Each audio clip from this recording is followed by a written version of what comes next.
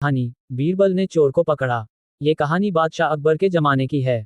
एक बार एक व्यापारी अपने किसी काम से कुछ दिनों के लिए प्रदेश से दूर गया हुआ था। जब वह अपना काम खत्म करके घर पहुंचा तो देखता है कि उसकी पूरी तिजोरी खाली है।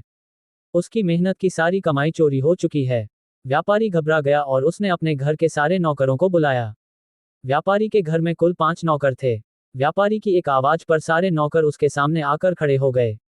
व्यापारी ने उनसे पूछा, तुम लोगों के होते हुए घर में इतनी बड़ी चोरी कैसे हो गई? जब चोर आकर मेरी पूरी तिजोरी साफ कर गया, उस समय कहाँ थे सब के सब? एक नौकर ने जवाब दिया, हमें नहीं पता ये चोरी कब हुई मालिक।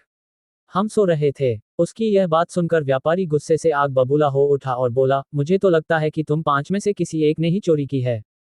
तुम्हारा हिसाब अब बादशाह अकबर ही करेंगे। ये कहता हुआ वो महल की ओर चल पड़ा। बादशाह अकबर अपने दरबार में बैठकर जनता की समस्या सुन रहे थे कि तभी व्यापारी वहां पहुंच गया। व्यापारी ने कहा, न्याय हुजूर, न्याय, मेरी समस्या को दूर करें। बादशाह ने पूछा, क्या हुआ? कौन हो तुम और क्या है तुम्हारी समस्या? व्यापारी बोला, मैं आप ही के राज्य में रहने वाला एक व्यापारी हूँ महाराज। एक जरूरी काम से कुछ दिनों के लिए प्रदेश से बाहर गया था। जब वापस आया तो मेरी सारी तिजोरी लुट चुकी थी। मैं बर्बाद हो गया हुजूर, मेरी मदद करें। ये सुनकर बादशाह ने व्यापारी से कुछ सवाल पूछे, जैसे कितना सामान चोरी हुआ, क्या उसे किसी पर शक है आदि। सवालों के जवाब मिलने के बाद अकबर ने व्यापारी का मामला बीरबल को सौंप दिया और कहा कि असली चोर को पकड़ने में बीरबल उसकी मदद करेंगे। अगले दिन बीरबल व्यापारी के घर पहुंचे। उन्होंने सभी नौकरों को बुलाया और उनसे पूछा कि चोरी की रात वो सभी कहाँ थे।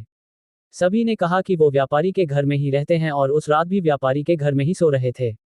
बीरबल ने उनकी बात मान ली और कहा, आप सभी को परेशान होने की जरूरत नहीं है। मेरे हाथ में ये 5 जादुई लकड़ियां हैं।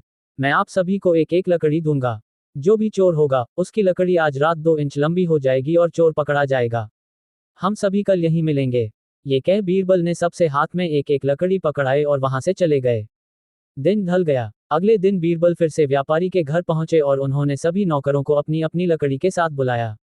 जब बीरबल ने सबकी लकड़ी देखी तो उन्होंने देखा कि एक नौकर की लकड़ी 2 इंच छोटी है। बस फिर क्या था, बीरबल ने तुरंत सिपाहियों को उस नौकर को पकड़ने का आदेश दिया। व्यापारी इस पूरी घटना को समझ नहीं पाया और असमंजस से बीरबल की तरफ देखने लगा।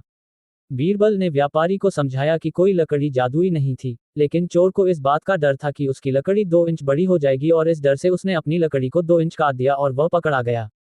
व्यापारी बीरबल की चतुराई से बहुत प्रभावित हुआ और उसका धन्यवाद किया। कहानी से सीख। बच्चों, बीरबल ने चोर को पकड़ा कहानी से हमें ये सीख मिलती है कि गलत काम चाहे जितना भी चतुराई से किया जाए, लेकिन वो सभी की नजरों में आ जाता है और उसका अंजाम हमेशा बुरा ही होता है।